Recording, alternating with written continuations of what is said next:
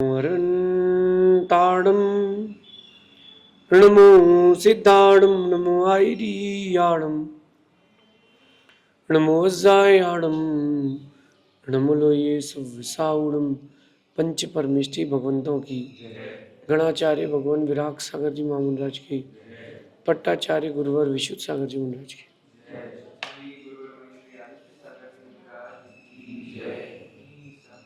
यहाँ हम सभी अपने जीवन में सुख और गुणों की अभिवृद्धि के लिए नीति के विषयों का श्रवण कर रहे हैं। नीतिकार हमें सिखाते हैं कि कभी किसी के साथ विश्वासघात नहीं करना चाहिए और कभी भी किसी व्यक्ति पर विश्वास करना चाहिए तो बहुत सोच समझ के करना चाहिए। कहीं ऐसा ना हो जाए कि अपन विश्वास के साथ श्रद्धा को दे बैठे और बाद में दुख हो, दर्द हो। अक्सर ये होता है कि हम भावुकता में जल्दी से किसी भी व्यक्ति पर, किसी वस्तु पर विश्वास कर लेते हैं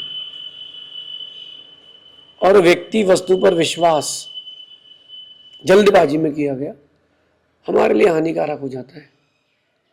फिर व्यक्ति जिंदगी के हर क्षण को अनईजीली जीता तो है, फिर उसको अनईजी लगता है कि अरे यार अब क्या है, चलो जिंदगी है, जी लो, हो जाएगी, निकल जाएगी। तो आप लोगों से मेरी बात कहना है कि कभी किसी पर जल्दी से विश्वास ना करें, लेकिन कुछ भी हो जाए किसी के साथ विश्वासघात ना करें। आपको लग रहा हो तो दूर हो जाओ, उससे दूरियां बना लो, उसको छोड़ दो, वो चलेगा। विश्वासघात नहीं करना। जो विश्वासघात होता है उसका जो दर्द होता है वो जन्मों जन्मों तक नहीं जाता। अपन सभी ने भगवान पार्श्वनाथ की कथा सुनी है कि पूर्व भाव में उनके भाई ने उनकी पत्नी के साथ गलत किया, वो तो सब ठीक हो गया, लेकिन जो विश्वासघात का डर रहता है वो जाता नहीं है। फिर अंदर से एक आवाज आती है कि अब अकेले रहना श्रेष्ठ है। पहले जो विवाह होते थे वो विश्वास के साथ होते थे, अब जो हो रहे हैं वो पैसे के लिए हो रहे हैं, चेहरे के लिए हो रहे हैं। पहले के लोग निभाते थे, अब के लोग टरकाते हैं। अब तो खैर बिजनेस हो गया है कि बड़े व्यक्ति से शादी करो, फिर डिवोर्स ले लो, आधी संपत्ति अपनी, अपन अरबपति। आज की नीति यही कह रही है कि कभी किसी को धोखा मत देना, क्योंकि जब धोखा मिलता है, जब कभी किसी व्यक्ति को धोखा मिलता है तो वो चाह कर भी हर किसी के ऊपर सरलता से विश्वास नहीं कर पाता। कहते हैं आप लोग की दूध का जला छाछ भी फूक फूक के पीता है, लेकिन मेरा मानना है कि दिन बदल चुके हैं। जब कोई विश्वासघात करता है तो व्यक्ति हर सफेद चीज को फूक फूक के पीता है। डर रहता है, डर।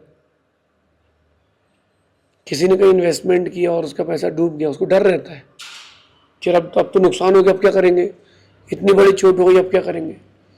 तो जो डर बैठ जाता है व्यक्ति के अंदर वो हानिकारक है।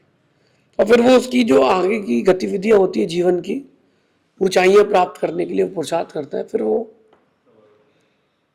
जो उसकी स्पीड रहती है वो स्लो हो जाती है, खत्म हो जाती है।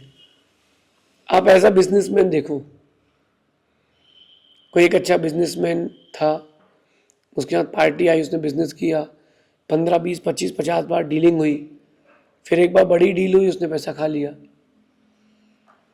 तो उसके मन में आता है कि यार जब इसको मदद जरूरत थी तो अपन ने उसको बिजनेस में सपोर्ट किया, लेकिन आगे किसी को नहीं करना कभी। क्यों? बोले लोग धोखा दे जाते हैं।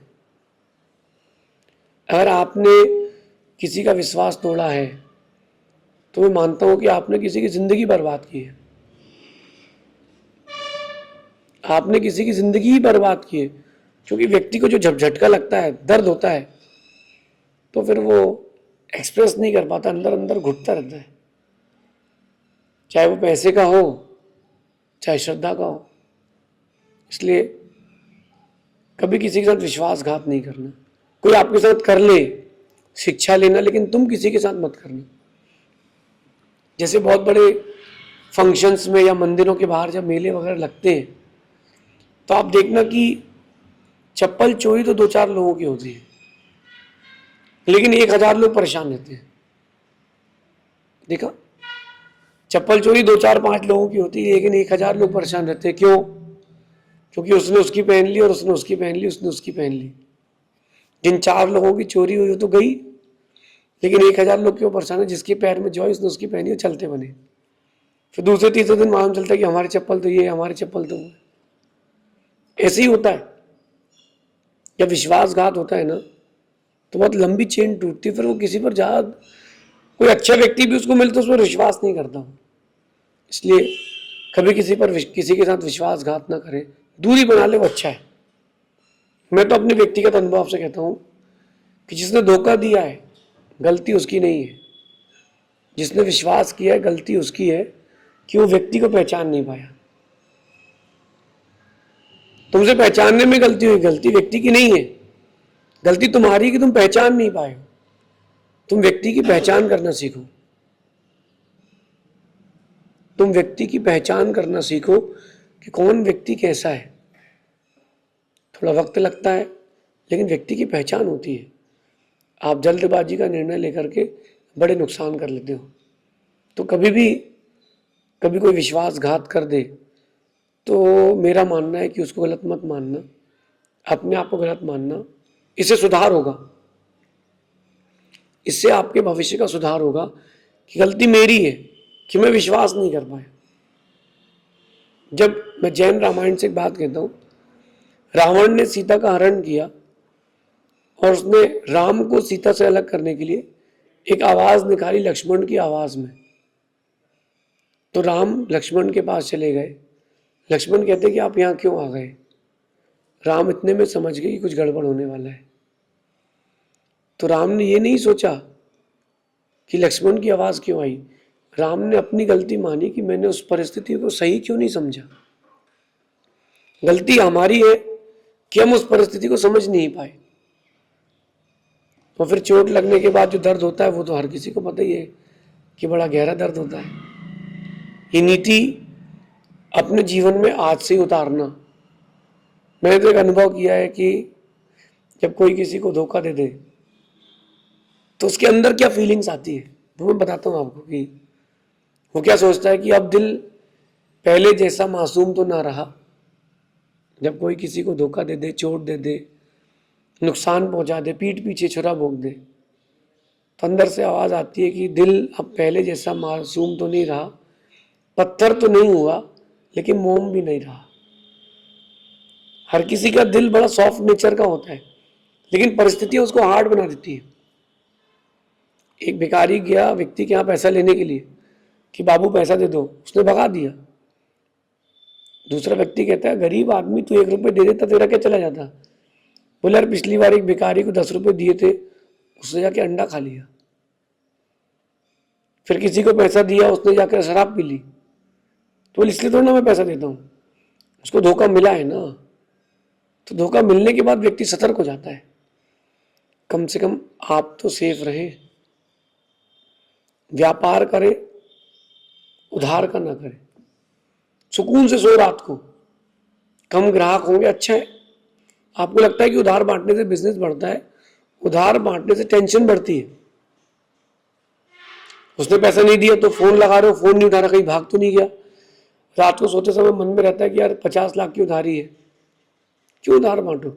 जिसको लेना वो कैश में लेगा, नहीं लेना नहीं लेगा। हमारा धन हमारे पास है, कम बिजनेस करेंगे, सुकून से तो रहेंगे। थोड़ा दिन लगेगा, प्रॉफिट ऑफ मार्जिन कम करेंगे, अच्छा क्वालिटी रखेंगे, बिजनेस चलेगा। एक दृश्य मुझे अच्छे से स्कूल का याद है, अपने स्कूल का, कॉलेज का।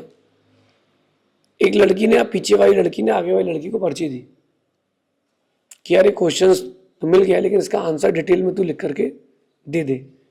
तो उसने दोस्ती यारी के नाचे पर्चे के पीछे उसने पूरा डिटेल लिख करके दे दिया। डिटेल लेकर के पर्ची जब जिसको आंसर चाहिए था उसके पास पहुंची, उतने में टीचर ने पकड़ लिया पर्ची उसकी।